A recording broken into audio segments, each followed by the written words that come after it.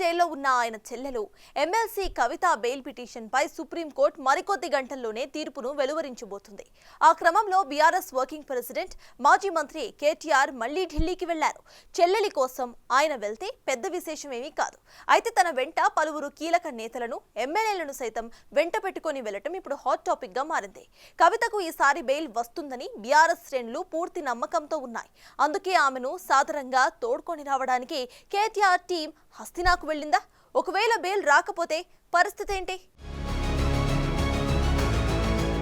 BRS working president KTR మళ్లీ ఢిల్లీ బయలుదేరి వెళ్లారు. తనతో పాటు 20 మంది పార్టీ ఎమ్మెల్యేలు, పలువురు కీలక నేతలను కూడా కేటీఆర్ తీసుకెళ్లారు. శంషాబాద్ ఎయిర్పోర్ట్ నుంచి వారంతా హస్తినకు బయలుదేరి వెళ్లారు. కేటీఆర్ హస్తిన పర్యటన తెలంగాణ రాజకీయాల్లో హాట్ టాపిక్ గా మారింది. మాజీ మంత్రి వెళుతున్నారు సరే, మిగిలిన 20 మంది ఎమ్మెల్యేలెందుకు?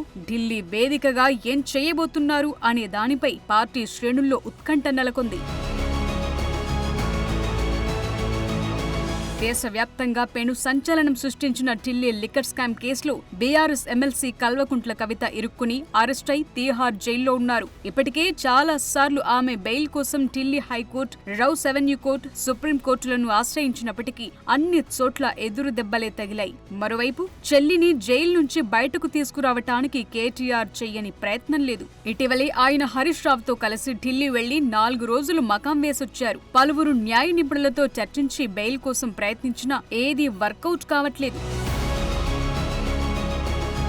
సుప్రీంకోర్టులో మంగళవారం కవిత బెయిల్ పిటిషన్ పై విచారణ జరగనుంది. ఈ నేపథ్యంలో కేటీఆర్ తన బృందంతో ఢిల్లీకి పయనమయ్యారు. ఈసారి తప్పకుండా బెయిల్ వస్తుందని ఆశాభావం వ్యక్తం చేస్తోంది బీఆర్ఎస్. లిక్కర్ స్కామ్ లో అరెస్ట్ అయిన ఢిల్లీ మాజీ డిప్యూటీ సీఎం మనీష్ సిసోడియాకు బెయిల్ రావడంతో గులాబీ శ్రేణుల్లో ఆశలు చిగురించాయి. జూలై 1న కవితకు బెయిల్ ఇచ్చేందుకు ఢిల్లీ హైకోర్టు నిరాకరించింది. దాంతో కవిత సుప్రీంకోర్టును ఆశ్రయించారు. ఈ నెల 20న దానిపై విచారించిన న్యాయస్థానం ఈడీ కౌంటర్ దాఖలు చేయకపోవడంతో వాయిదా వేసింది. మరికొద్ది గంటల్లో దానిపై విచారణ జరగనుండడంతో ఖచ్చితంగా కవితకు బెయిల్ వస్తుందని బీఆర్ఎస్ ఆశిస్తోంది.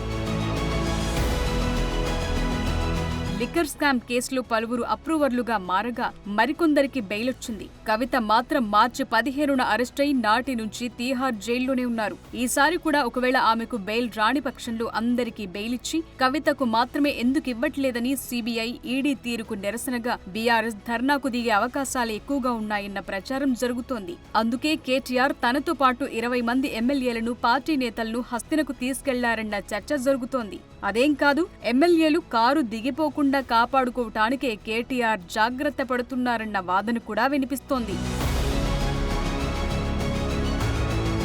మరోవైపు కవిత అనారోగ్యంతో ఉండడంతో బెయిల్ ఖచ్చితంగా వస్తుందంటున్నారు. గత వాయిదా సమయంలోనే కేటీఆర్, హరీష్ రావులు ఢిల్లీలోని బీజేపీ పెద్దలతో మంతనాలు సాగించారన్న ప్రచారం జరిగింది.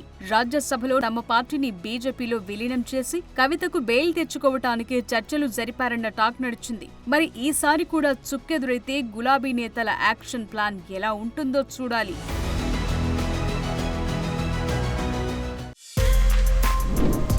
For more videos like this, subscribe Big TV channel.